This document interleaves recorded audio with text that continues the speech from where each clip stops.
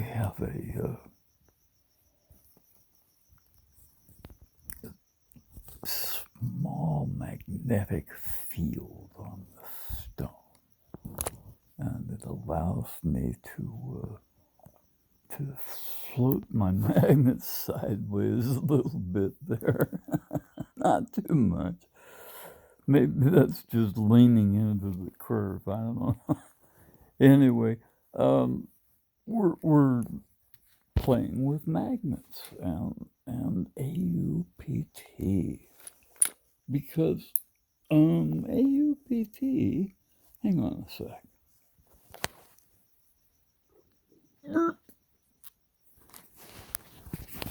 AUPT should allow that thing to stick all by itself, more or less sideways. Look at that. Hey, but it's not really like firmly attached either. It's not firmly attached. It just kind of dangles there, bumping up against the AUPT.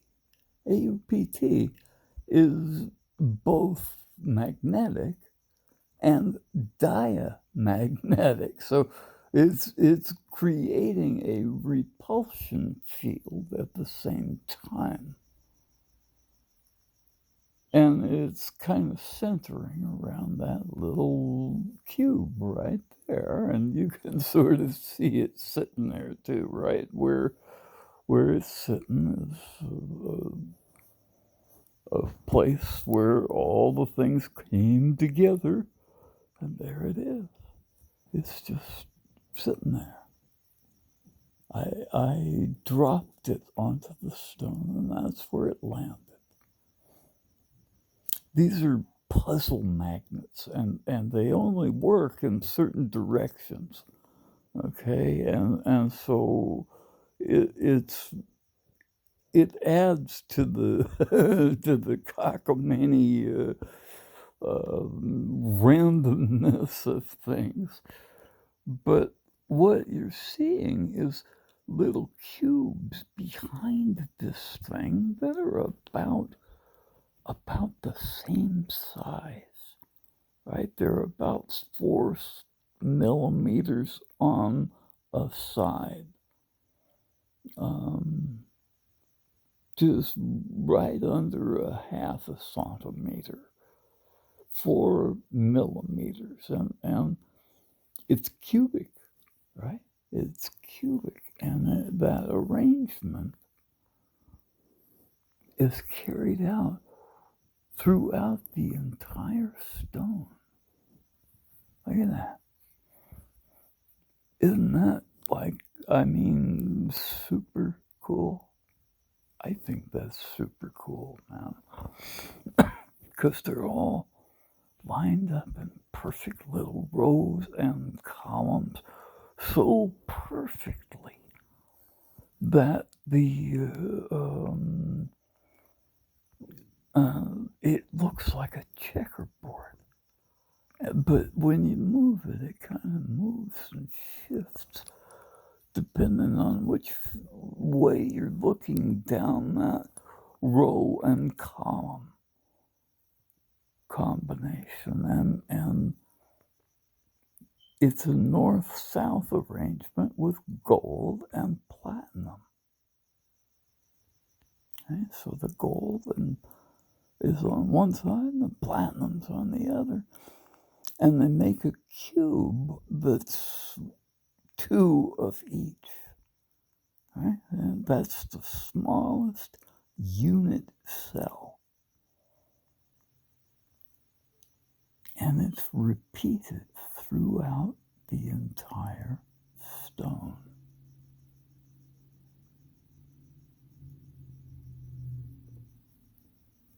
It is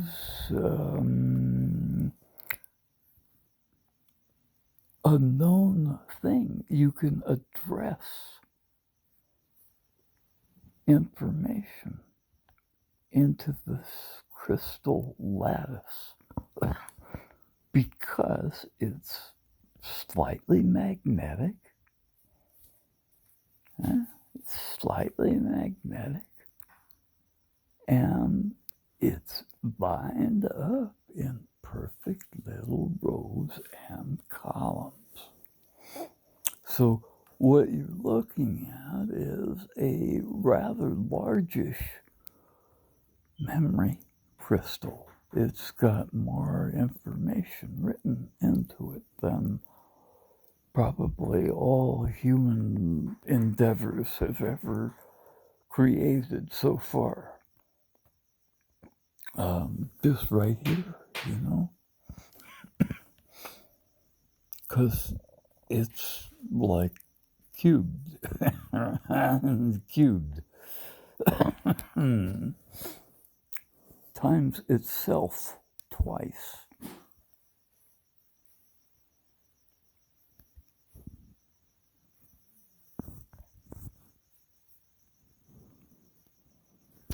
And that's what you see here. That's what this is. These are the axes. And you will find that on all cubic crystals, diamonds, and these things, these platinum crystals or AUPT crystals. AUPT is what everybody calls granite.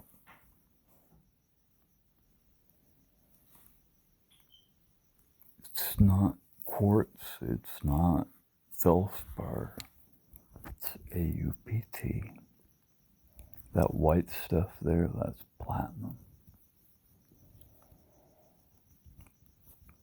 And the black stuff is platinum and gold, AUPT, and it exists in the interstitial places within the crystal lattice. And it is equally distributed throughout the entire crystal.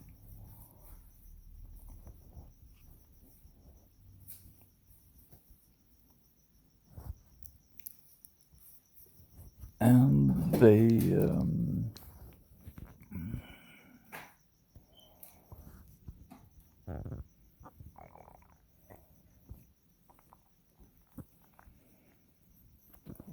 have pictures in them.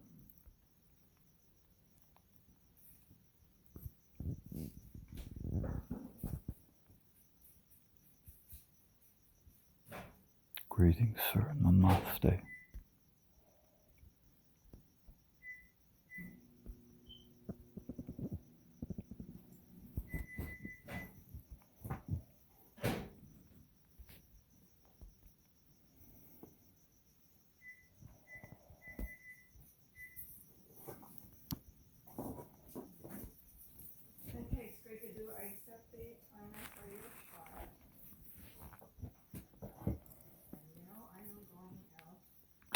There's technologies we don't know about, but they're right at our fingertips if you just look. You gotta go look.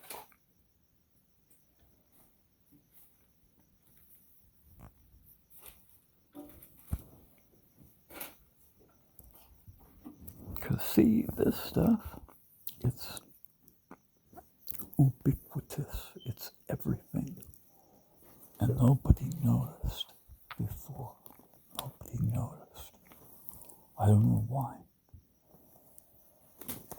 Maybe nobody knows as much as I do. I don't know. That might be. That very well might be because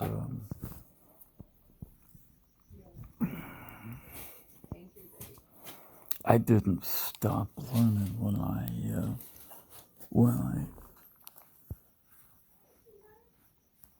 stopped going to school. I just kept right on going. Because knowledge is right there, man. It's in the library. And we have access to that now on the internet, all of them.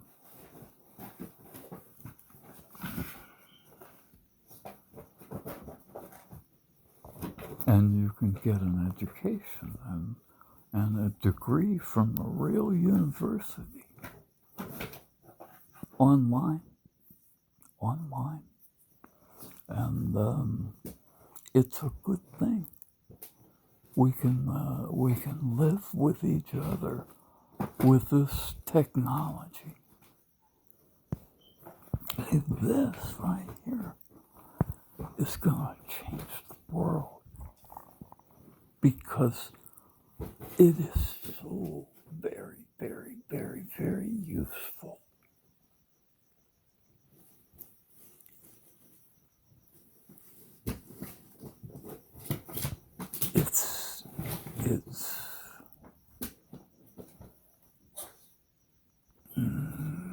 It's those little hoppers that you can see on the surface of the stone. And they're all like mimicking the shape of this stone here, right?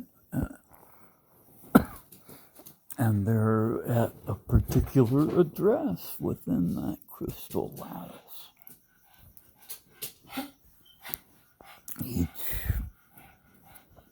particle is right where it's supposed to be.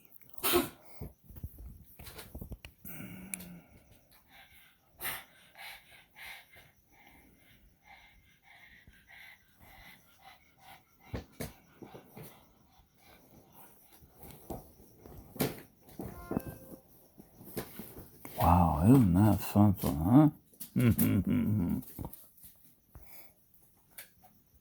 It is seriously something.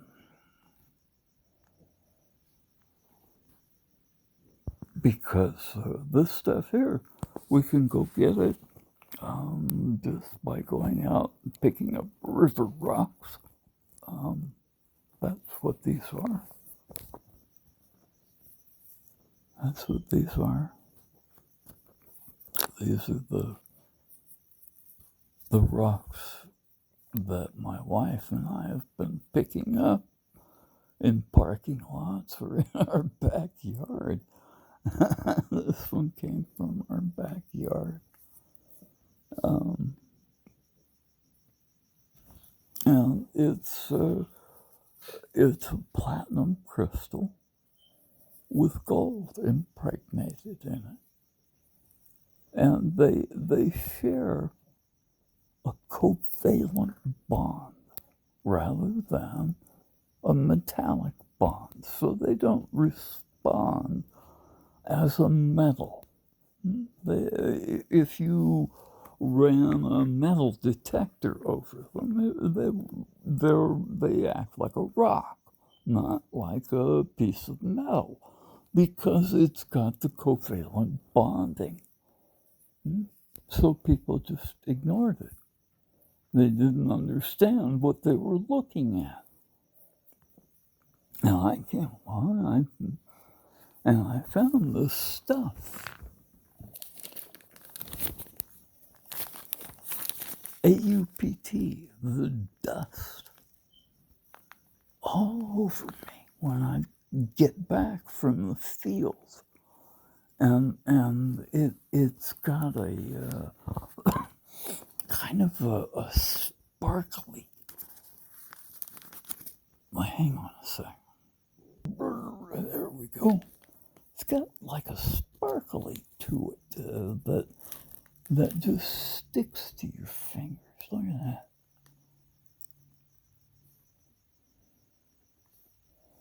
And it's shiny. And I went, that's some sort of precious metal. And I found it in fault lines. And so I've associated it with the weathering of these rocks here. As they wear away, and they do, that's what they turn into. Okay, right? because that's what they are. And they're gold and platinum. That's what that is. And this is about a 50-50 mix. And you can see it's kind of a checkerboard because it's half gold and half platinum. In a very, very, very regular arrangement. And when you turn it over, ta-da, there's something, I don't know, beautiful stone, and then you turn it over, and there's this guy, and he grins at you, and it changes. It doesn't ever stay the same, because they can control it. It's an Ansible. You can talk across time and space without time lapse in between.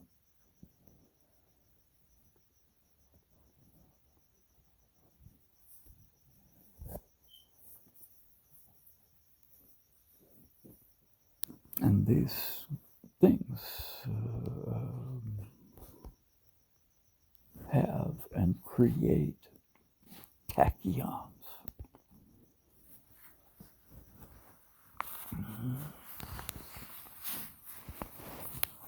And they're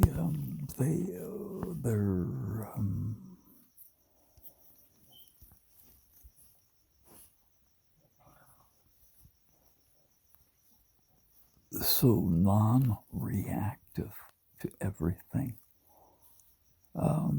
But inside those little holes on the stuff,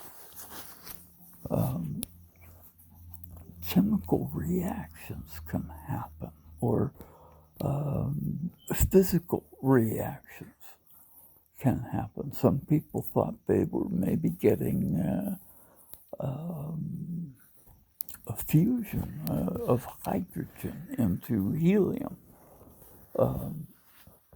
in these, and I don't know. I haven't done anything like that, and I don't have access to heavy water, and he did.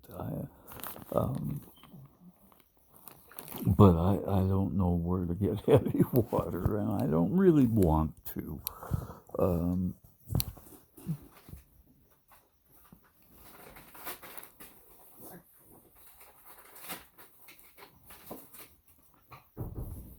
We've got a large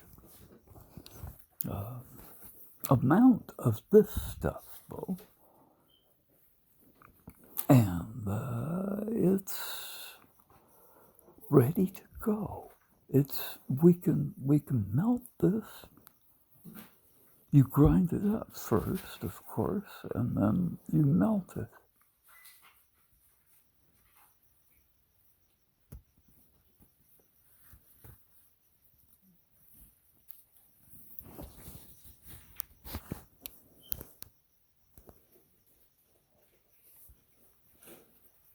And then you make it into anything you want, like wire, okay, or discs. Discs that carry a current.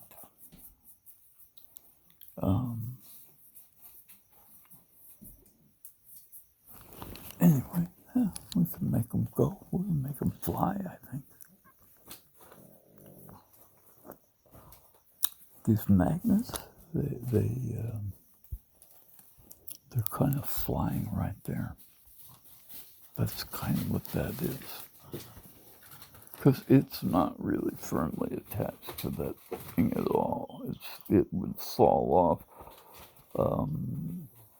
The force of gravity is about the weakest force there is. And So, when you see something like this, we are overcoming the force of gravity sideways to this little cube with a magnetic field. And so it's just sitting there, but it's also kind of firmly attached to the surface. What I've been doing is dangling something off of it and watching it. And it uses the field of this thing and it passes it into the thing that's dangling off of it. And I'm getting all kinds of interesting effects, like being able to float the things sideways. And, I think we can learn how to control that. I think I can make coils like this out of wire made from AUPT. And all of a sudden, it's a room temperature superconductor. And when I turn on the juice, it's going to rise up in the air according to how much voltage I supply to this transistor right here. This is like a real simple one, man. It doesn't have a primary coil. It's just zapped by this huge transistor here, this power transistor.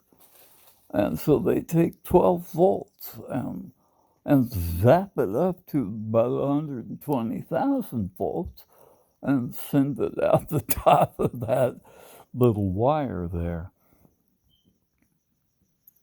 And they do it by oscillating the current. Okay, so there's an oscillator. This thing right here, the capacitor, goes off and on at this tremendous rate. And that's the high frequency that they need to develop. Every time the current flows, there's a magnetic field created. And then when the current collapses,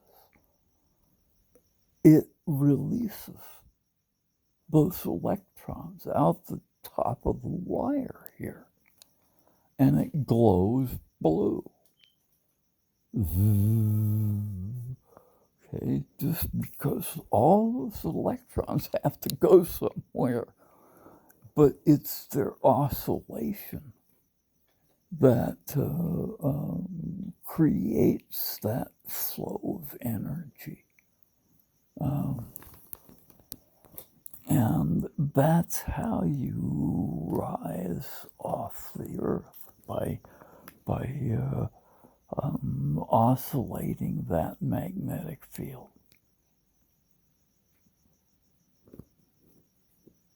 And we can do that, I think. We can make them fly. Somehow, some way, I can make them fly.